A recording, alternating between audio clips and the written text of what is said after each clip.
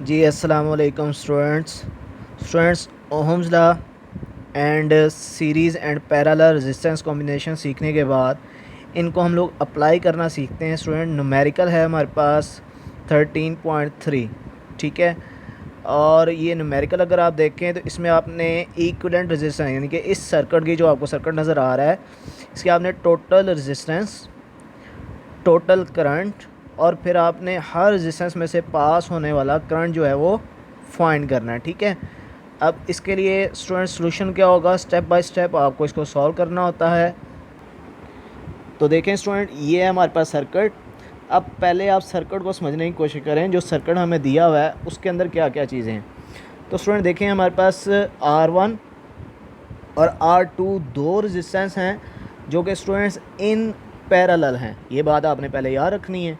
इसके बाद जो हमारे पास थर्ड रेजिस्टेंस है R3 3 ओम की, वो हमारे पास इन दोनों के साथ इन सीरीज़ लगी है, ठीक है। और इनके साथ हमने एक बैटरी जोड़ी हुई है और वो कितनी है 6 वोल्ट की। अब स्टूडेंट जो आपको चीज़ें फाइंड करनी है वो आपको ये सब फाइंड करनी है। देखें, टोटल रेजिस्टेंस, ठीक है, इसको मुझे सिंपल आई कहना होगा, ठीक है। Total current I1 I2 and I3। सबसे पहले आप ये करेंगे कि ये जो हमारे पास दो रेजिस्टेंसेस हैं जो कि इन पैरेलल लगी हैं, आप इन पैरेलल का फार्मूला लगा के आप इनको कन्वर्ट कर लें एक सिंगल रेजिस्टेंस के अंदर, ठीक है। तो ये चूँकि पैरेलल में लगी हैं दोनों, ठीक है। तो पैरेलल के लिए हमारे पास फार्मूला स्टूडेंट्स हमने क्या पढ़ा था कि हम रेसिप्रोकल ऑफ रेजिस्टेंस लेके उनका अलजेब्रिक सम लेते हैं।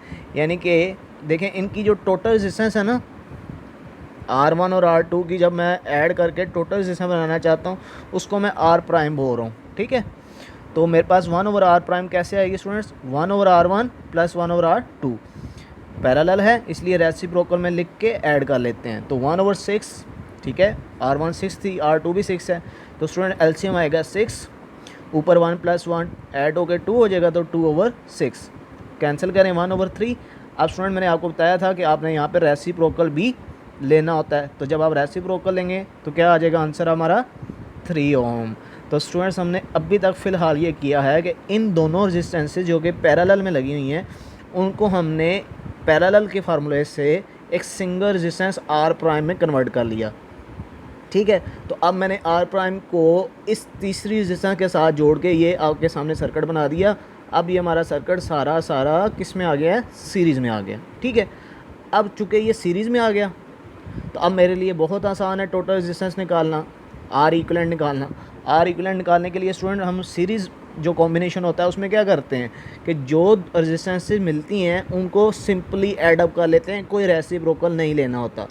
तो हम सिंपली 3 + 3 करेंगे, यानी कि R प्राइम को ऐड करेंगे R में, तो ये मेरे पास total resistance of this circuit कितनी आ जाएगी, 6 ओहम आ जाएगी, ठीक हो गया यहाँ तक।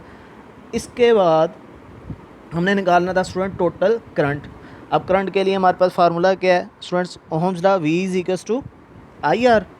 तो I × R कौन सी यूज़ करेंगे, टोटल सर्किट की रेजिस्टेंस जो कि R इक्विवेलेंट कहलाएगी। तो 6 वोल्ट की बैटरी थी, इक्विवेलेंट रेजिस्टेंस भी 6 आई है, 6 से कैंसिल, करंट टोटल कितना आएगा स्टूडेंट्स 1 एम्पीयर। तो ये हमारे पास इस सर्किट के अंदर का टोटल करंट है। इसके बाद स्टूडेंट्स आपने मालूम करना था हर रेजिस्टेंस में से पास होने वाला करंट। लेकिन उसके लिए स्टूडेंट्स देखें, अगर आपको ओहम्स लॉ लगाना है I1 फाइंड करने के लिए, V = IR, ठीक है। तो आपको V प्राइम तो चाहिए होगा स्टूडेंट्स। ये जो हमारे पास V है ना, ये वाला, ये है हमारे पास टोटल सर्किट का करंट, वोल्टेज जो हम दे रहे हैं, ठीक है। जो पूरे सर्किट के अंदर वोल्टेज है वो है, तो हमने तो यहाँ पे पुट करना है वो वोल्टेज जो कि I1 करंट जो है वो बना रहा होगा। तो पहले आपको V प्राइम फाइंड करना है। और V प्राइम कैसे फाइंड करेंगे स्टूडेंट्स, V = IR, I यहाँ पे पुट करें और साथ R प्राइम को हम मल्टीप्लाई करेंगे। क्यों मैंने R प्राइम से मल्टीप्लाई किया स्टूडेंट्स, उसकी वजह ये है कि हमारे पास I1 और I2 कहाँ पे होंगे, I1 होगा R1 में और I2 होगा किस में, R2 में, ठीक है। देखें, दोबारा नोट कर लें ये बात, R1 और R2 पैरेलल हैं इसलिए करंट क्या होगा, इनमें डिवाइड होगा। हमने पढ़ा था ना पैरेलल में करंट डिवाइड होता है। तो I1 और I2 फाइंड करने के लिए आपको यहाँ पे I1 और I2 की जो टोटल रेजिस्टेंस है जिसको हमने R प्राइम कहा है वो यूज़ करनी होगी। ठीक है, तो देखें V prime is equal to I into R prime. I की वैल्यू टोटल करंट 1 एम्पेयर है, R प्राइम की वैल्यू ये हमने निकाली थी, ठीक है 3 ओम, मल्टीप्लाई करें तो हमारे पास कितना वोल्टेज आ जाएगा, 3 वोल्ट आ जाएगा। अब स्टूडेंट आपने I1 अगर निकालना है तो I1 कैसे निकलेगा, V प्राइम यानी कि जो यहाँ पे वोल्टेज होगा R1 में कितना वोल्टेज होगा, V प्राइम, क्योंकि यहाँ पे मौजूद रेजिस्टेंस को हमने क्या नाम दिया हुआ है, R प्राइम का, तो इसलिए वोल्टेज को भी क्या नाम देंगे, V प्राइम। तो V prime divided by current 1 है, इसलिए रेजिस्टेंस 1 कितनी थी, 6, तो V prime 3 divided by R1 6, 0.5। इसी तरह V जो हमारे पास I2 होगा, I2 कैसे निकलेगा, V प्राइम यानी कि इस नीचे वाले रेजिस्टेंस के अंदर जो वोल्टेज होगा, और वो वोल्टेज हम बोलेंगे उसको V प्राइम, क्योंकि यहाँ पे ये जो हमारे पास R1 और R2 हैं, यहाँ पे मौजूद रेजिस्टेंस को हमने R प्राइम कहा है और यहाँ पे जो वोल्टेज है उसको हमने V प्राइम कहा है। तो V prime divided by R2 भी कितनी है, 6, तो 3/6 0.5। अब स्टूडेंट देखें अगर हम I3 निकालेंगे तो I3 कैसे निकालेंगे स्टूडेंट, आपने सिंपली इन दोनों करंट को क्या कर लेना है, ऐड कर लेना है। क्यों ऐसा किया, क्योंकि स्टूडेंट्स ये तो लगे हैं पैरेलल में, ठीक है, तो इनके अंदर अलग अलग करंट तो हमने निकाल लिया, ठीक है। अब जब इनको आप देखेंगे इसके साथ तो ये आपको नज़र आएगा सीरीज़ के अंदर, ठीक है। तो अब स्टूडेंट्स आप इन दोनों करंट को सिंपली क्या कर लें, ऐड कर लें, इससे आपको टोटल करंट जो रेजिस्टेंस 3 में से फ्लो कर रहा है I3 करंट, वो आपको मिल जाएगा, और वो आपको मिल जाएगा कितना, 1 एम्पेयर। तो इस न्यूमेरिकल को स्टूडेंट दोबारा आप ट्राई करें, समझें, रेजिस्टेंस के कॉम्बिनेशन को समझना बहुत इंपॉर्टेंट होता है, ठीक है। इस तरह के न्यूमेरिकल्स आपको MCQ के अंदर, एंटी टेस्ट वगैरह के अंदर भी बहुत ज़्यादा पूछे जाते हैं, तो इसकी आप लाजमी एक दफ़ा प्रैक्टिस करें।